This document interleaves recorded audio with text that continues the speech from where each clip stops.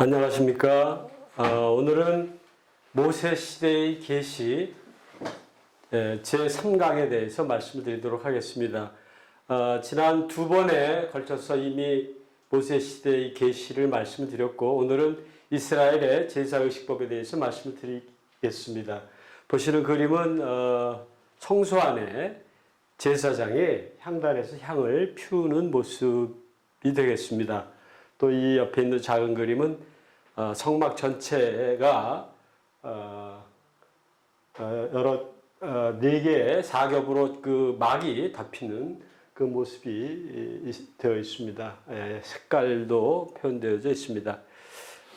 말씀드린 대로 이 의식법은 전체 출애굽 시작 때부터 시내산에 이르러서 하나님께로부터 받은 율법 가운데 나타나는 의식법이고요. 지난 시간에는 십계명을 말씀을 드렸었습니다. 의식법이란 것은 구약의 율법이 이 의식법이 다른 율법 안에는 의식법 외에도 도덕법과 시민법이 포함되어 있습니다만은 오늘은 의식법만 말씀드립니다. 의식이라 하면 뭐 잘 아시다시피 정해진 어떤 순서나 절차를 통해서 행사를 진행하는 것을 통상 의식이라고 저희가 하죠. 뭐 결혼식도 결혼 하나의 예식이고 의식이 되겠습니다. 예배도 드리는 것도 하나의 의식이라고 볼 수가 있습니다. 그래서 이 의식법 안에는 여러 가지 것들이 있습니다. 할례를 포함해서 성막 제도나 제사 또 뭐 정결법 등이 있습니다. 의식들은 의미하는 것이 있는데요. 상징적인 의미와 모형적인 의미 두 가지로 나누어 볼 수가 있습니다. 상징적인 의미는 글자 그대로 상징을 하되, 먼저 이 율법 안에 있는 의식법은 영적 본질의 그 원리들을 시각적으로 이렇게 의식을 통해서 보여준다는 의미가 있죠. 모형적인 의미로는 미래를 전망하는 그러한 성격을 그 의식 자체가 가지고 있습니다.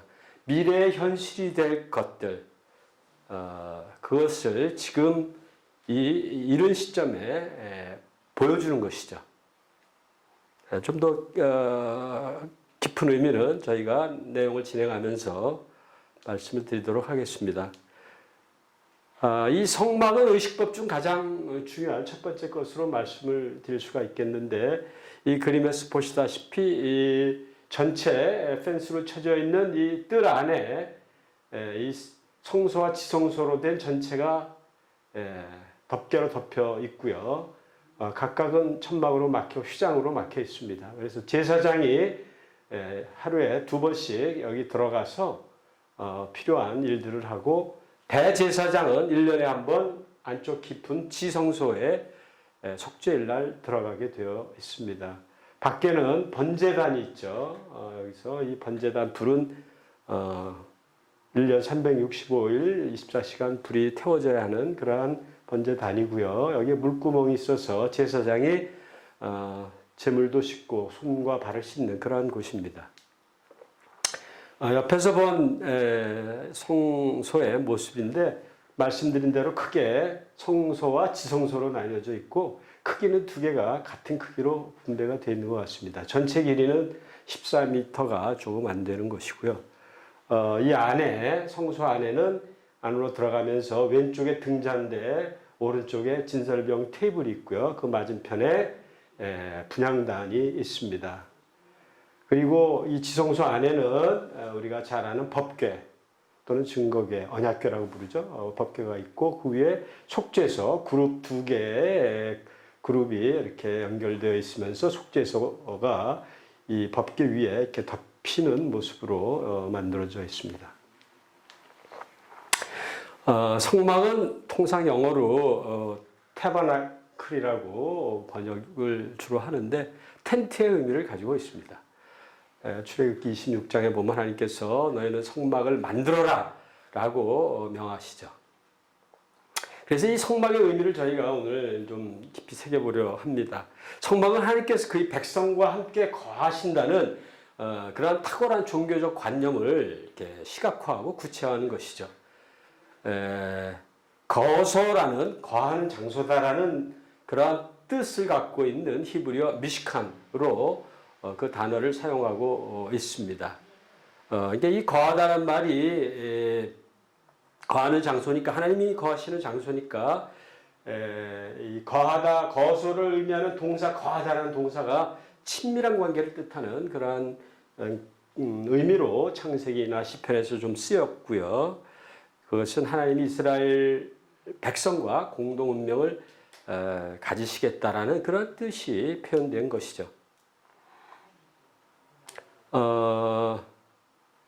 그래서 하나님께서 이제 이스라엘 백성들이 거주하는 장막이 있지 않겠습니까? 그래서 그러한 장막 형태로 하나님께서 이스라엘 백성과 함께 하신다는 그런 굉장히 그 친밀한 의미의 그러한 막을 하나님께서 세워라. 내가 너희들과 함께 거하겠다라는 그러한 이제 뜻인 것이죠. 아까 보았다시피 이 성막의 겉은 백성들이 자원하여 헌물로 드린 그러한 재료들을 이용해서 이 덮개들을 만들었습니다. 여기 뭐 린넨이 있고요, 여기 면이 있고, 그 다음에 그 위에 여기 염소의 그 털로 또 이렇게 짜가지고 덮개를 하고, 그 위에 또 수양의 그 스킨으로 만들어서 염색을 그 붉은색으로 해서 그 덮개로 씌우고 이런 것들이 하나님께서 다 일일이 그렇게 하도록 명을 하셨습니다. 예. 아까 말씀드렸지만 성막이 갖는 상징적인 것은 하나님께서 그의 백성과 함께 거하신다는 것을 상징하는 것이고, 또 모형적인 의미로는 백성과 하나님이 함께 거하신다. 그것이 미래에 올 거를 미리 조명한다는 아까 말씀 표현을 썼는데, 사실 저희가 신약적으로 보면 구원의 종말론적 실현 때에 하나님께서 그 백성과 계시록에 있지만 함께 하시죠. 그래서 바로 그러한 모습이 이러한 성막 속에서 우리가 조명되어지는 것이죠. 신정 정치에 농축된 모습이다 이런 표현도 쓸 수가 있는 것이죠. 하나님께서 직접 통치하시는 그 모습. 종말론적이 그러하고 그것을 지금 이 성막을 통해서 미래를 조명해 보는 것이죠. 또 여호와의 내주하심을 구체화한다 이렇게 볼 수가 있습니다. 백성과 함께 하시고 믿는 자녀와 함께 하시는 바로 그러한 모습의 구체화죠. 이 성막은 다른 표현을 쓰기도 합니다. 구약성경 보시면 어떨 때는 조금 혼돈이 오는데 회막이라는 표현도 실제 사용을 하고 있습니다. 그 회막이 여기 표현이 그 우리가 미팅의 텐트다 그런 의미죠. 만남, 하나님과 백성이 만난다 그런 의미로 또 표현이 되어 있고, 증거막이라는 표현도 씁니다. 증거막. 여기서 왜 증거막이냐? 그 증거는 사실 율법을 의미하는 그 히브리어 단어 뜻을 가지고 있는데요. 지성소 안에 아까 증거궤, 언약궤가 있지 않습니까?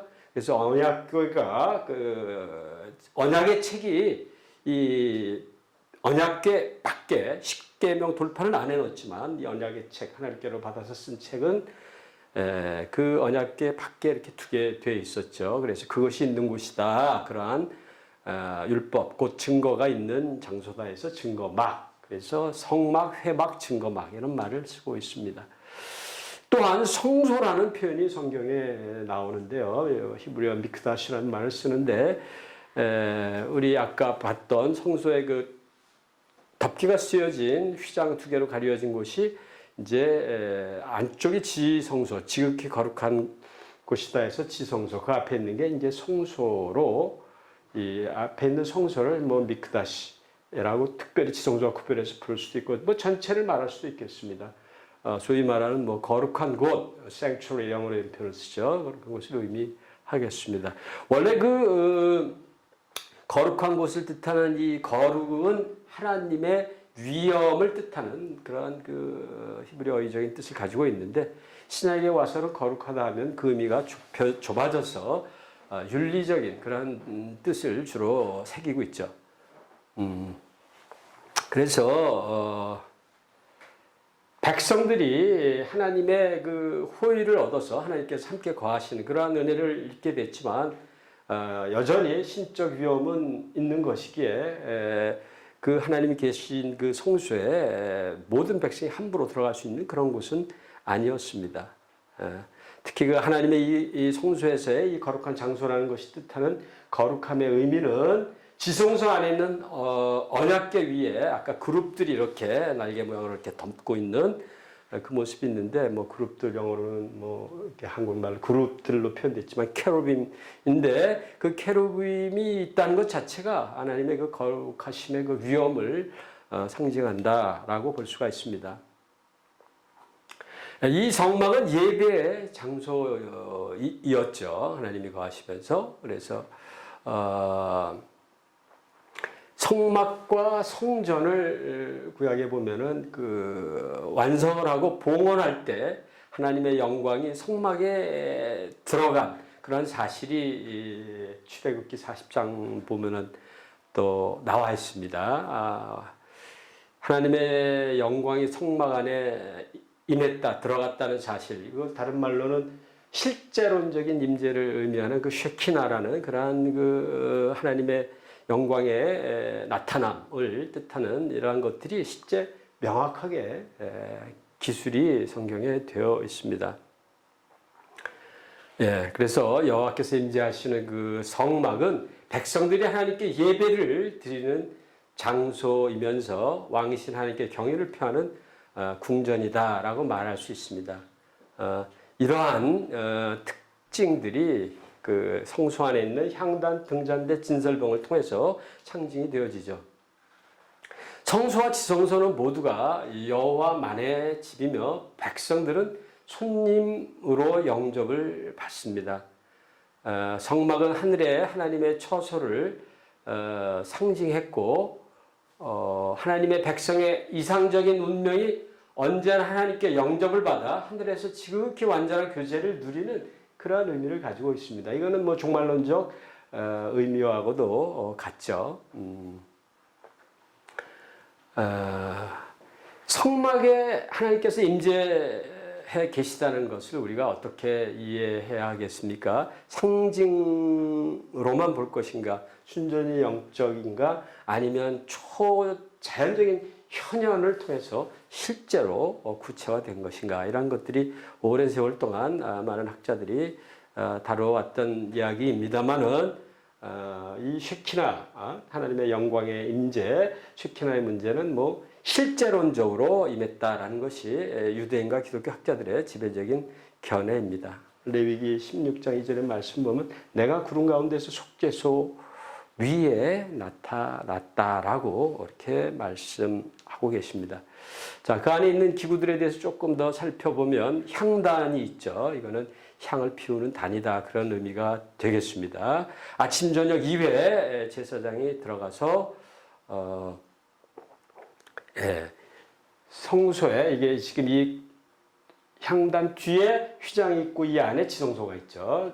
입구로부터 들어오면서 맞은편에 있습니다. 좌우에 각각 등잔대와 왼쪽에 등잔대, 오른쪽에 진설병 테이블이 있죠. 그래서 여기서 이렇게 휘장, 지성소 앞에 그 언약궤 위에 속죄소, 하나님의 임재가 있다. 방금 봤는데 레위기 말씀. 그래서 하나님이 계신 곳에서 가장 가까운 곳에서 이 향을 그런 피우는 것이 뭐 어떤 의미가 있겠는가. 그래서 바로 여호와의 코앞에서 위로 올라가는 향기로운 냄새를 낸다. 이것이 조금 뭐 어떻게 보면 이상하게 보일지도 모르지만 기도의 종교적 특성을 나타내는 그런 히브리적인 신앙관에서는 조금 더 부적절하지 않은 개념으로 이해를 해볼 수 있습니다. 등잔대, 그 성소 안에 들어가면서 왼쪽에 있는 등잔대는 뭐 램프 스탠드죠. 위에 여기 이제 램프가 있고 하나는 샘플인데요. 여기 이제 불을 피우는 거죠. 올리브 기름을 이용해서. 그래서 이 등잔이 내는 빛은 어떤 의미가 있겠나. 그래서 이거는 뭐 성경에 구약에 분명하게 이것을 언급을 하고 있지는 않지만 신약에 보면은 예수 그리스도께서 참된 빛으로 세상에 오셨음을 우리가 언급하고 있는 요한복음 1장 9절의 말씀이 있습니다. 또 이 성경은 신앙을 드러내는 세 가지 영역에서 지식의 빛, 거룩의 빛, 또 기쁨의 빛으로 이렇게 언급을 우리가 해볼 수가 있습니다. 뭐 그래서 진리와 거룩함과 어떤 기쁨을 또 상징한다고 볼 수도 있겠습니다. 기우치라는 신학자는 일본 분인데요. 이 등잔대에 대한 해석을 레위기 정결법을 해석하면서 생명나무, 에덴 동산에 있는 생명나무의 상징으로도 해석을 그렇게 하기도 합니다. 다음은 진설병인데요. 진설병은 12덩어리의 떡덩어리를 두 줄로 진열했다. 성경은 이렇게 표현하는데, 뭐 여기서는 뭐 두 줄로 위로 세운 그런 모습을 하고 있습니다. 실제 뭐 위로 세웠는지 이렇게 평면에 이렇게 두 줄로 이렇게 위아래 이렇게 했는지는 뭐 정확히 언급되어 있지 않습니다만은 의미는 진설병의 그 뜻은 그 얼굴의 떡이라는 그 히브리어의 뜻을 가지고 있습니다. 그러니까 그 얼굴은 누구겠습니까? 그 얼굴의 떡. 하나님의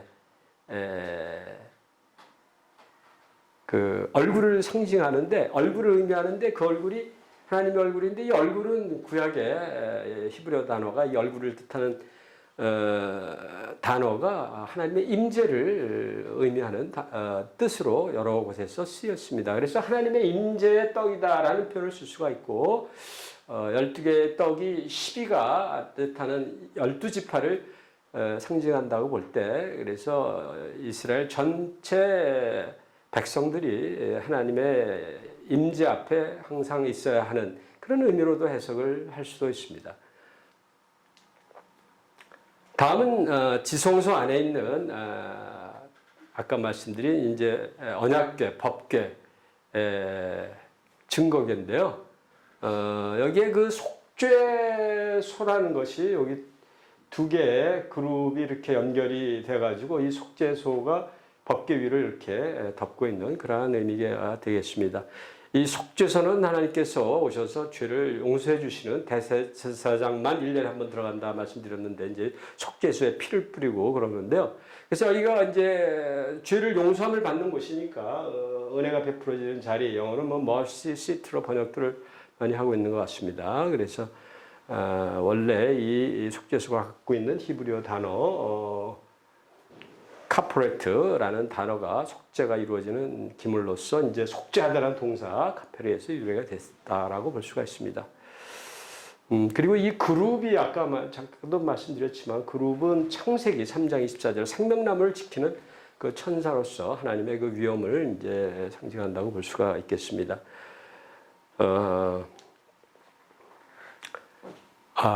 이러한 성막은 그리스도의 모형이기도 합니다. 예표라고도 볼 수가 있습니다.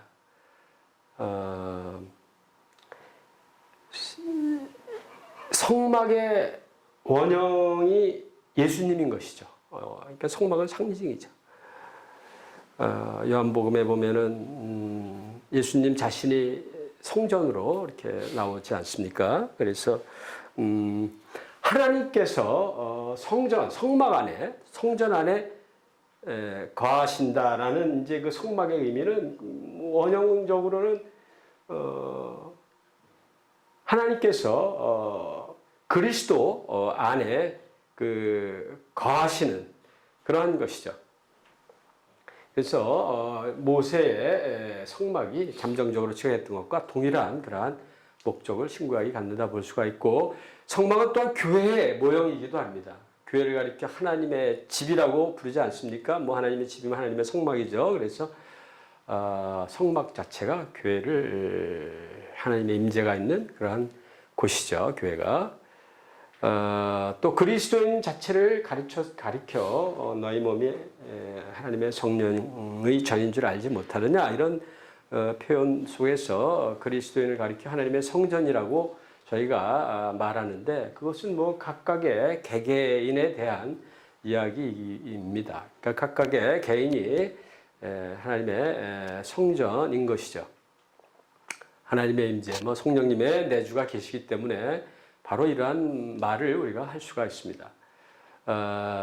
그래서 신약에 나타나는 하나님의 집이라는 그러한 표현들이 나올 때에는 언제나 구약의 하나님의 거하심 성막에서의 그것을 좀 지칭하는 것으로 이렇게 우리가 이해를 할 필요가 있을 것 같습니다. 그리고 이 성막 개념의 최상의 시련은 아까도 말씀드렸지만 구속사의 종말적 단계에 속한다고 볼 수가 있습니다. 계시록에 있다시피 하나님이 그 백성과 21장, 22장에 보면은 영원히 거하시는 그러한 모습이 나오죠. 21장 3절에. 그래서 하나님의 장막이 사람들과 함께 있다라는 표현이 있습니다. 하나님이 그들과 함께 계신다. 이러한 종말적 단계에서의 그 모습이 이 모세 계시의 성막 개념에 이미 주어진 것이죠. 그리고 나중에 성막과 성전은 그 지경이 넓어지면서 새 예루살렘 전역과 범위가 같아지는 그러한 표현들이 22절, 21장, 20절 계시록 보면 성전을 보지 못한다 이런 표현도 있습니다. 의식법에 나타나는 두 번째 주요소는 희생제사가 성막 다음으로 되겠습니다. 희생제사의 목적은 속죄와 성별이 되는데요. 그러니까 뭐 둘 중에 하나만 있는 그런 제사는 이제 없습니다. 짐승의 피를 흘리는 제사는 속죄와 성별이 모두 포함됩니다. 속죄를 위해서는 피가 흘려져야 하는 것이고요. 피 흘림이 없이는 속죄가 없는 것이고, 성별의 목적을 위해서는 이 희생제사 때 대부분 소제가 병행이 됐습니다. 그래서 이 소제는 곡식이죠. 시리얼, 우리가 뭐 아침에도 먹는 시리얼이라고 그러는데, 그러한 그 곡식들을 통한 이제 하나님께 드리는 제사인데, 그 의미는 곡물의 첫 수확을 하나님께 드리는 것이며, 감사와 그 충성의 그런 의미를 가지고 하나님께 드리는 의미를 가지고 있습니다. 희생 제물은 이제 우리가 그 문자적으로는 헌물의 의미가 있습니다. 성경에 코르반이라는 그 히브리어의 단어를 가지고 사용하는데, 헌물을 그 뜻은 가까이 가져오는 것, 하나님께 그런 것을 이제 코르반이라고 부르고, 바로 그 희생 제물이 바로 코르반이죠. 그래 거룩의 예물의 범주에 속하는데 그 예물의 일부나 전체를 제단 위에 올리는 의미가 있습니다. 원래 제단은 아브라함에게 하나님께서 뭐 제단을 쌓으라 이런 말씀하실 때 제단의 의미는 짐승을 도살하여 올려놓는 그러한 것을 의미합니다. 예. 그래서 희생 제물이 제단에 올려진다는 것은 하나님께서 제단에 계시기에 여호와께서 직접 받으셨다는 것을 뜻합니다. 희생 제사 체계의 의식적인 예배를 정하는 것은 하나님을 향한 찬양과 성별을 지속하도록 하고 하나님 중심의 하나님을 섬기는 그러한 종교로 하나님께서 만드시는 기 위해서 이런 희생 제사 제도를 주셨다고 볼 수가 있습니다. 희생 제물의 재료는 이제 정결한 것이어야 하고 드리는 자, 그 헌제자의 생명을 유지시키는 것과 관련이 있습니다. 그래서 그가 생명을, 헌제자가 생명을 유지하는 데 필요한 취하는 소산들이 있지 않습니까? 그런 것들이 가축들이 바로 그 제사를 드리는 사람, 헌제자가 일반 백성이죠. 죄를 졌을 때 하나님 앞에 이제 희생 제사를 드려야 되는데, 그가 생명을 유지하는데 소용됐던 이런 짐승들, 이런 식물들, 이런 것들을 가지고 하나님께 드려야 되는 그런 것이죠. 그러니까 아주 귀한 것입니다. 헌제자의 생명을 갖다 하나님께 드리는 그런 의미가 또 포함되어 있다고 볼 수가 있습니다. 예. 자, 그래서 우리가 이제 제물을, 짐승을 하나님께 정했을 때는 짐승을 아무 짐승이나 가져오는 것이 아니라 아시다시피 흠없는 그런 온전한 것을 드려야만 했습니다. 우리 이사야서 53장을 보면 여호와의 종에 대한 이야기가 나오면서 어린 양의 그 순결함과 온전함 이런 표현들이 예수님을 상징하는 표현들이 이제 53장의 이사야서에 나오는데, 이때 그 어린 양의 순결함이라는 것이 그 흠없는 그러한 재물을 뜻하는 것이죠. 그리고 그 짐승은 도살 전에 안수가 행해졌습니다. 그러니까 꽤 이런 시점에 그 안수의 의식이 있었던 것인데요. 죄가 그것은 나의 죄가 짐승에게 전이되는 그런 의미를 가지고 있습니다. 특히 레위기 16장, 레위기에서 16장의 한가운데 있는데 그 속죄일에 이제 그 일반 속죄제가 아닌 특별 속죄제를 대제사장이 이제 드리게 되는데 그때 2마리 염소 가운데 1마리 염소를 안수를 해서 광야로 추방하는 그러한 이야기가 또 나오게 됩니다. 예, 그래서 이 안수의 의미는 무언가를 뭐 한 사람에게서 다른 사람에게로 그 전이시키는 그런 것들을 상징을 하죠. 그리고 일반 속죄제, 아까 좀 전에 말씀드린 거는 속죄일 날의 특별 속죄제인데 보통 백성들이 드리는 속죄제는 에서도 안수를 행해졌습니다. 그리고 이제 흠없는 짐승을 택하고 안수하고 도살을 하게 되는 것이죠. 그래서 피가 그 죽음을 나타내는 가장 명확한 상징물입니다. 물론 피는 생명을 또 상징하지만 제사의식 속에서는 죽음만을 의미했습니다. 그리고 그 흘린 짐승의 피를 제단에 바르는 그러한 일들이 있었습니다. 이때 이제 비로소 속죄 효과가 나타난다라고 이렇게 볼 수가 있겠습니다. 그러니까 피를 다루는 일은 굉장히 복잡하고 섬세한 그러한 절차들을 따르게 됩니다. 그래서 속죄제의 경우는 손가락에 피를 찍어서 성소 휘장에 이렇게 뿌리고 7번 회막앞 향단 뿔에 아까 그 처음에 우리가 그 제사장이 향단 앞에 서 있는데 그 향단에 네 모서리에 뿔이 있습니다. 그래서 거기에 피를 바르고 또 번제단에 가지고 와서 속죄제의 경우는 번제단 밑에 피를 뿌렸습니다. 예. 레위기 17장 11절에는 육체의 생명이 피에 있다 이런 말씀이 있습니다. 죄송합니다. 이 폰트가 또 히브리 폰트가 좀 깨졌는데요. 그 다음에 이제 마지막 단계, 제사 단계로 가게 되면은 기름을 태우는 그러한 절차가 이제 있게 됩니다.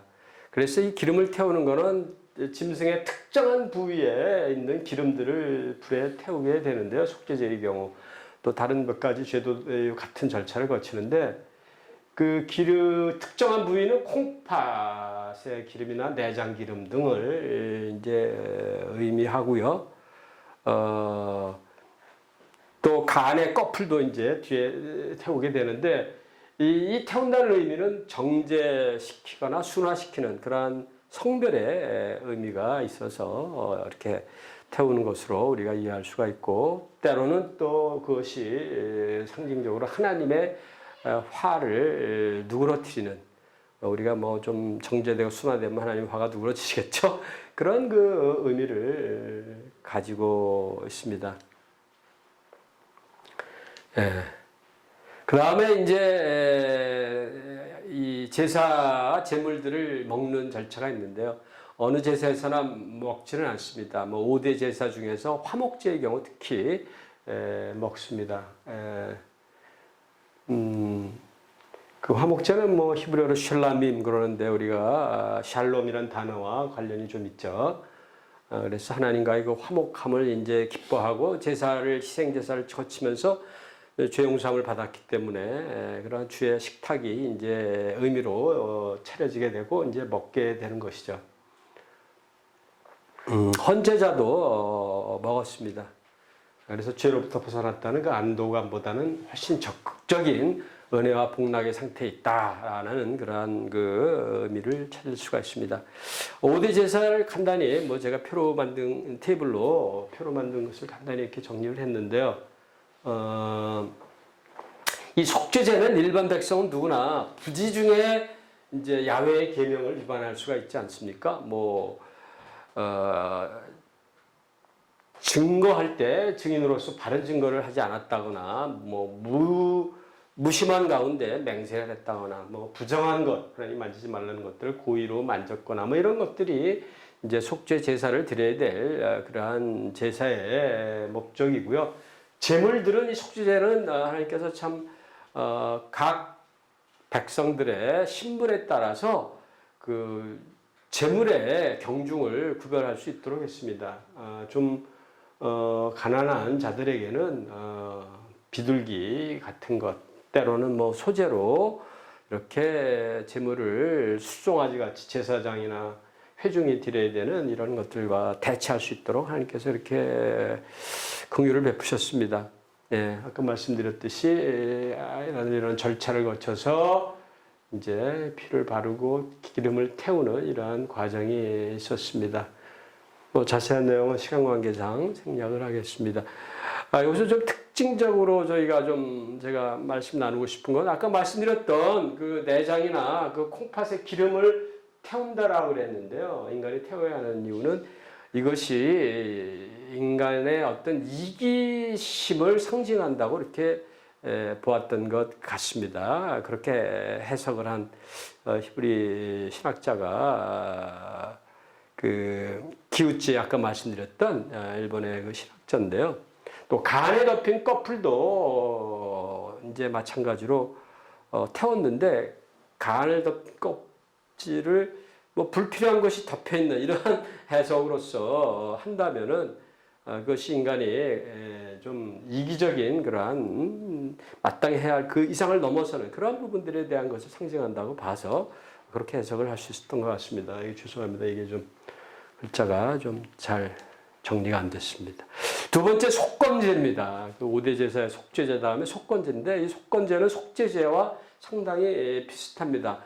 하나님의 성물이나 여호와가 금한 명령 이런 것들을 범했거나 또 이웃에게 해를 경제적으로 끼친 경우에 이제 그 이웃에게 죄를 범한 경우에 그걸 배상을 하는 그 배상, 경제적 배상이 특징이 좀 있습니다.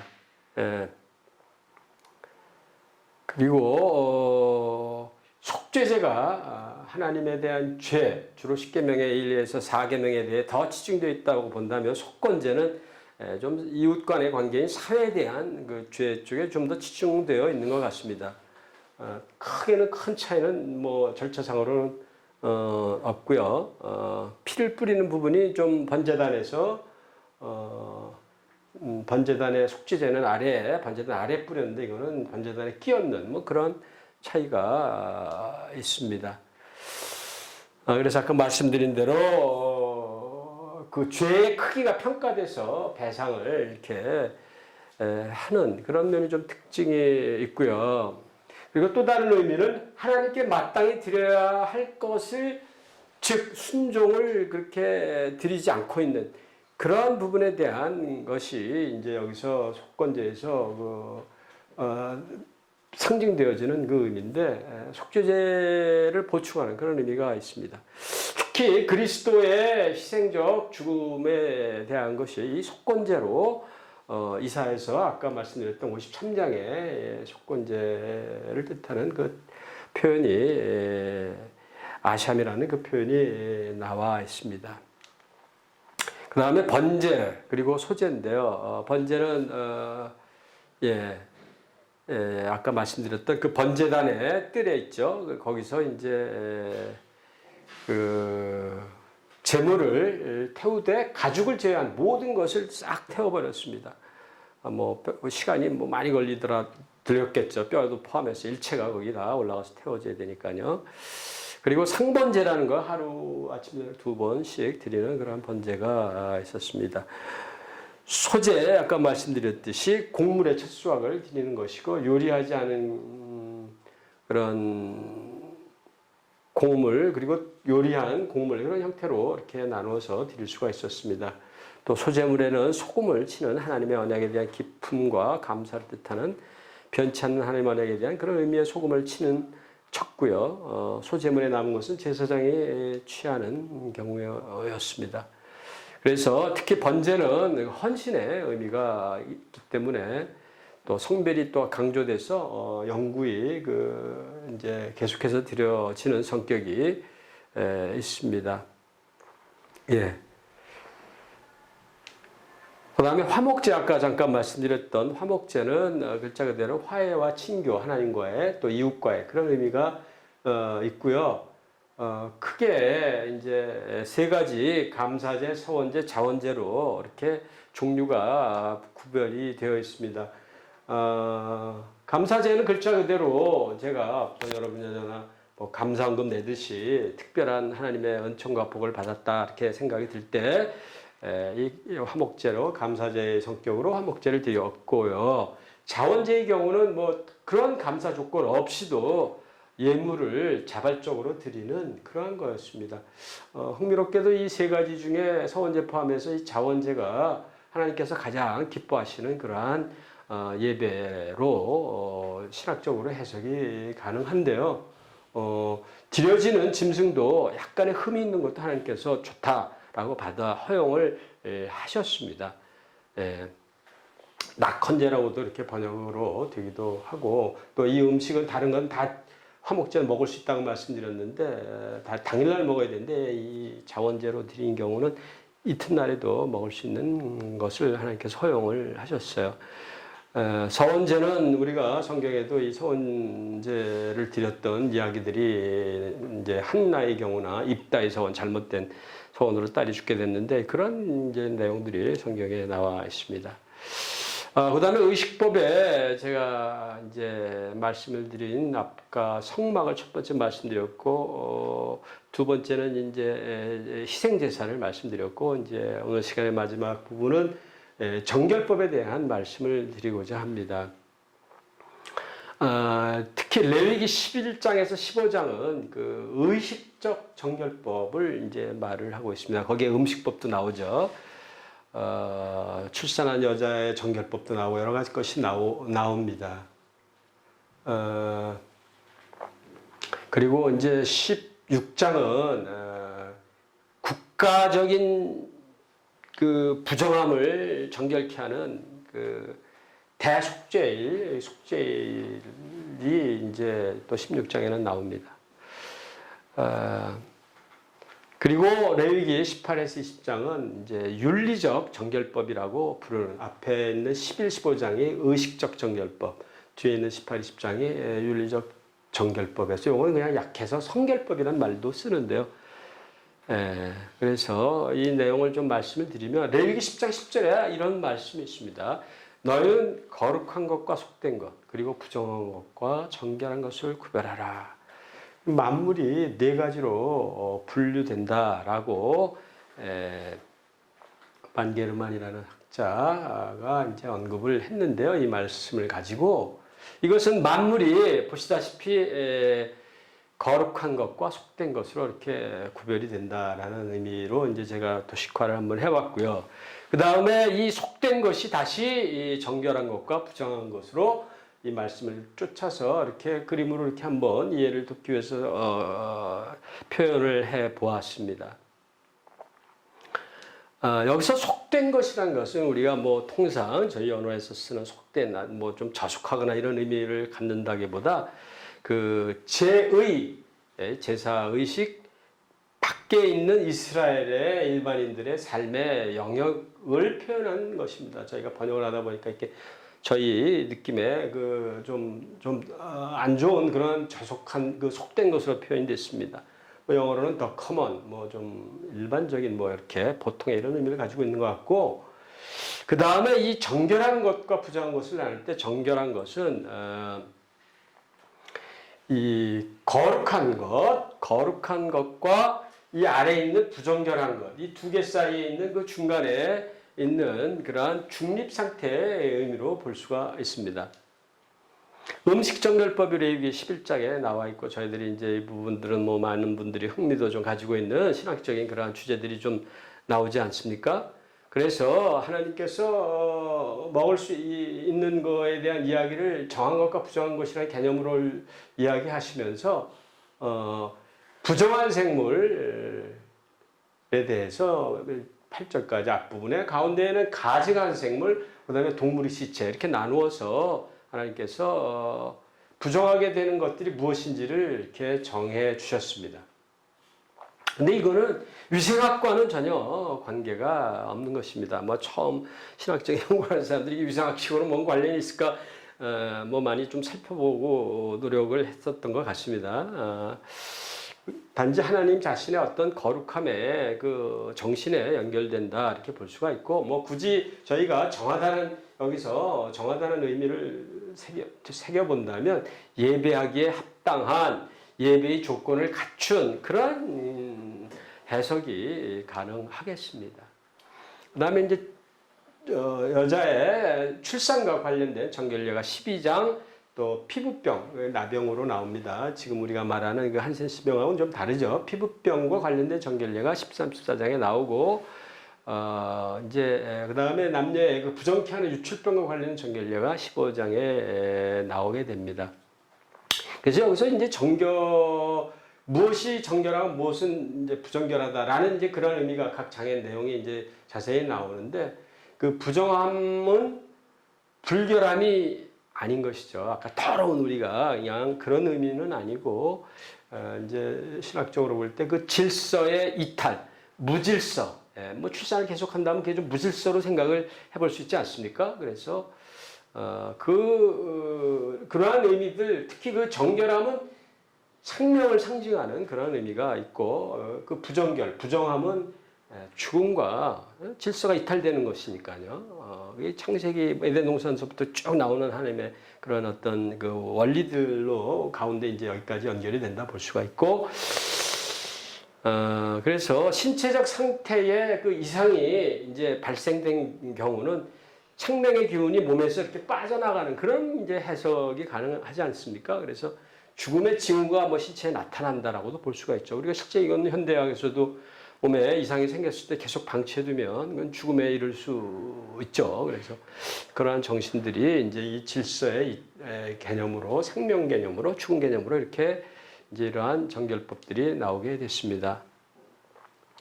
예, 그래서 이제 이 아까 말씀드렸던 그 그림을 다시 제가 가지고 나왔는데, 이 속된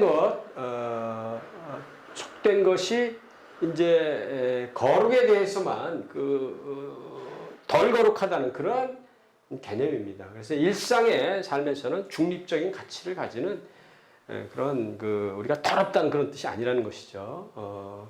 그리고 이 정결한 것이 이스라엘 백성은 성전 밖에 일상의 상태에서 이제 정결한 신부로 보통 살지만,